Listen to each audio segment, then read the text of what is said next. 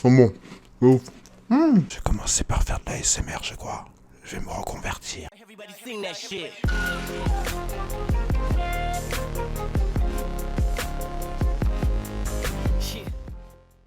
Et yo les potes, c'est Zerbo, j'espère que vous allez bien. Donc oui, là, tu vois, j'ai ramené la petite capuche, tout ça, parce qu'il fait froid dans ma chambre. Alors faut savoir que j'ai pas de chauffage dans ma chambre, parce que clairement, c'est ma tour qui chauffe toute ma chambre.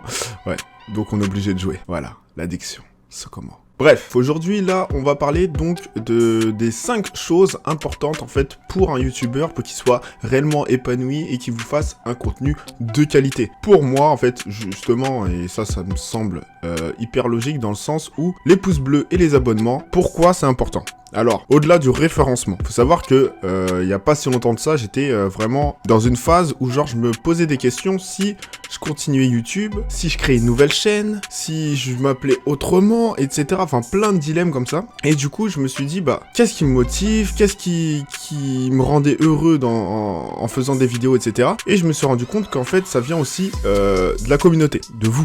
Voilà, donc c'est-à-dire que, personnellement, ce qui m'a fait revenir, là, on va dire, c'est en quelques jours, hein, mais moi, les transitions comme ça, ou les réflexions, etc., bah, moi, ça dure pas si longtemps que ça, au niveau des réflexions, je réfléchis très très vite. Du coup, au final, pourquoi les pouces bleus et les abonnements, c'est important ? Parce que votre abonnement, ça va être un soutien, en fait, pour la personne, etc. Et les pouces bleus que vous avez vraiment aimé genre le contenu, au-delà du fait que c'est pas la meilleure vidéo que vous avez jamais vue, etc. Ça vous a pas surpris, etc.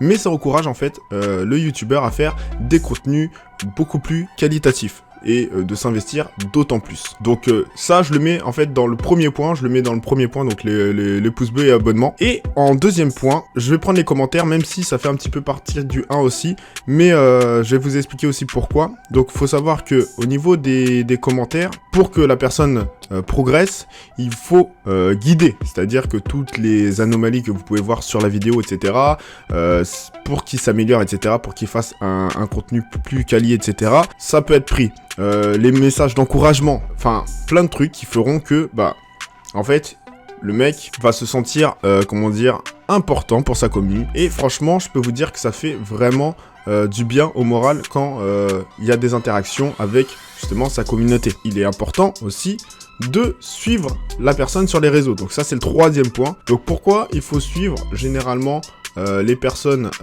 justement qui font du contenu vidéo, etc.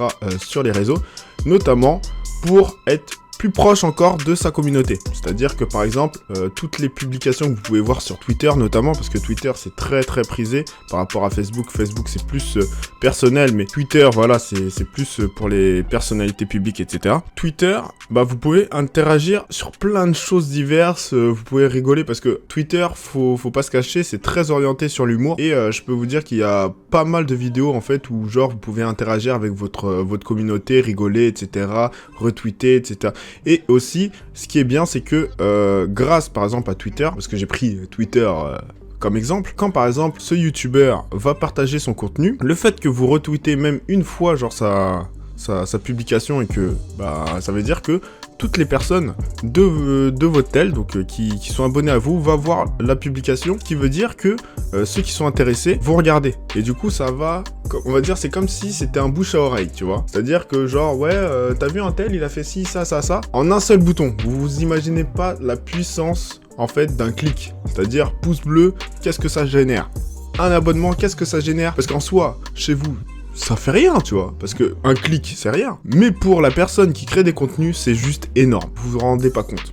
Twitter, je me suis mis il y a pas si longtemps que ça, et franchement, c'est vraiment épais, donc je vous invite à me suivre, parce que franchement, c'est lourd. Et puis, en termes de visibilité, bah, c'est juste insane, le fait que tu puisses, on va dire, avoir de la visibilité sur Twitter par rapport à YouTube. Pour que un YouTuber soit réellement hypé, à l'idée de faire des vidéos, etc. Alors, tu peux être hypé par ton contenu, etc. parce que t'aimes ce que tu fais.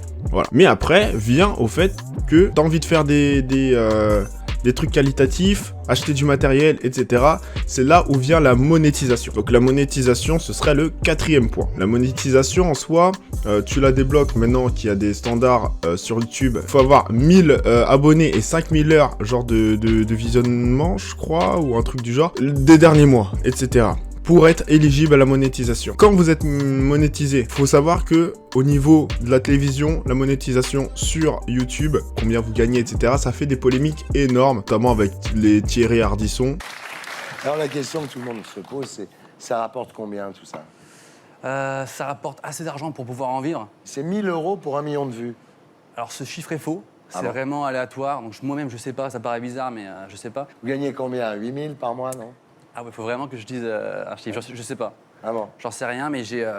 Il n'y a pas de honte à gagner de l'argent, vous savez. Y a pas en de dehors honte. de la France, c'est pas un problème. Non, je vis super bien, surtout pour ce que je fais. Ouais, ça va. J'ai beaucoup de chance. Voilà, enfin bref, on va pas rentrer dans le détail. Parce que grâce à cet argent, ils pourront acheter du matériel et créer encore plus de vidéos qualitatives. Acheter de nouveaux appareils photo, gérer l'éclairage, le micro où je vous parle, il a un coût. La tour pour pouvoir faire tourner n'importe quel jeu, etc. Enfin moi c'est pour mon usage personnel, voilà, pour faire tourner certains jeux, pour pouvoir vous présenter des vidéos, etc. Parce que notamment là, tu vois, j'avais un PC, il tournait plutôt bien, tu vois. J'en ai acheté un nouveau, c'est notamment pour les vidéos YouTube, donc c'est notamment pour vous, c'est-à-dire 2600 € alors que je ne gagne 0 € sur YouTube. C'est vraiment pour vous que je le fais. Donc pourquoi la monétisation c'est important? Pourquoi les streamers, par exemple sur Twitch, il y a des dons, etc. C'est vraiment pour soutenir. Donc là pour l'instant, j'ai pas de monétisation vu que je suis en dessous des 1000 abonnés, mais on y arrive bientôt, voilà. Et ensuite, pour le tout dernier point, je pense que c'est le plus important. Alors généralement en fait, ça arrive même aux youtubeurs qui sont confirmés, c'est-à-dire qui ont énormément d'abonnés, etc. dont Squeezie, etc. Le point, c'est pouvoir kiffer ce qu'on fait sur le long terme. Ne pas se mettre dans un engrenage où on est obligé de faire quelque chose à contre-cœur. Parce que déjà, premièrement, ça se ressent au niveau des vidéos. Vous prenez encore moins de plaisir que vous êtes obligé de jouer un rôle en jouant un personnage, etc. Et ça, c'est pas ouf, franchement. Et du coup, t'as pas envie Enfin, tu kiffes moins, en fait, le taf que tu fais parce que tu fais des trucs que tu n'aimes pas. Donc, à partir du moment où tu t'obliges, en fait, à faire tel ou tel contenu, c'est pas ouf. Par exemple, là, en ce moment, j'ai un petit peu stoppé les League of Legends, etc. Parce que League of Legends, ça m'a saoulé. Ça m'a saoulé très clairement. Du coup, moi, j'attends Call of Duty et là, je suis vraiment hypé pour de vrai. Et c'est pas pour défaut.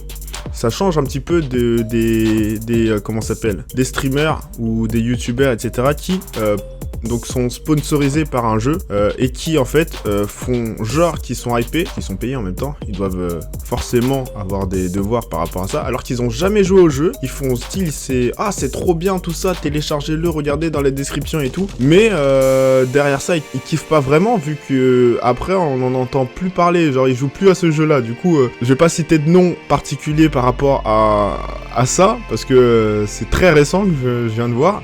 Sur Apex, et quand je regardais la personne, ça sentait le faux direct. Et franchement, c'est moyen.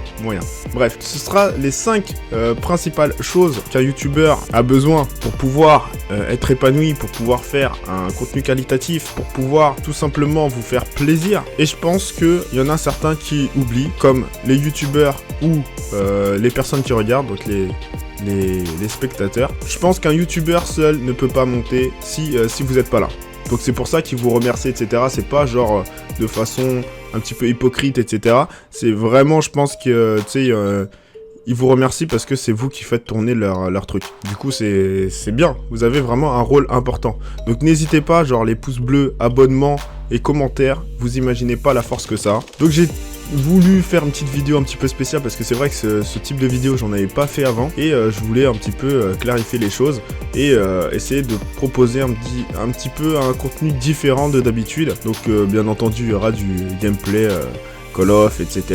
Il y aura aussi du Apex, peut-être d'autres contenus, je sais pas. J'ai voulu essayer d'acheter peut-être Battlefield 3 pour faire un retour aux sources à l'ancienne, mais sur PC, parce qu'avant j'étais sur console, du coup voilà. Il y a plein d'idées qui me viennent en tête, j'en dis pas plus que ça. En tout cas, j'espère que la vidéo vous aura plu, je vous dis de vous abonner si ça c'est pas fait, petit pouce bleu, voilà, si ça vous a fait plaisir, ce petit type de contenu que je fais sur la chaîne. C'est vrai que d'habitude c'est que sur du gaming, du coup ça change un petit peu. Voilà, je vous dis ciao ciao les gens, et prenez soin de vous. Ciao.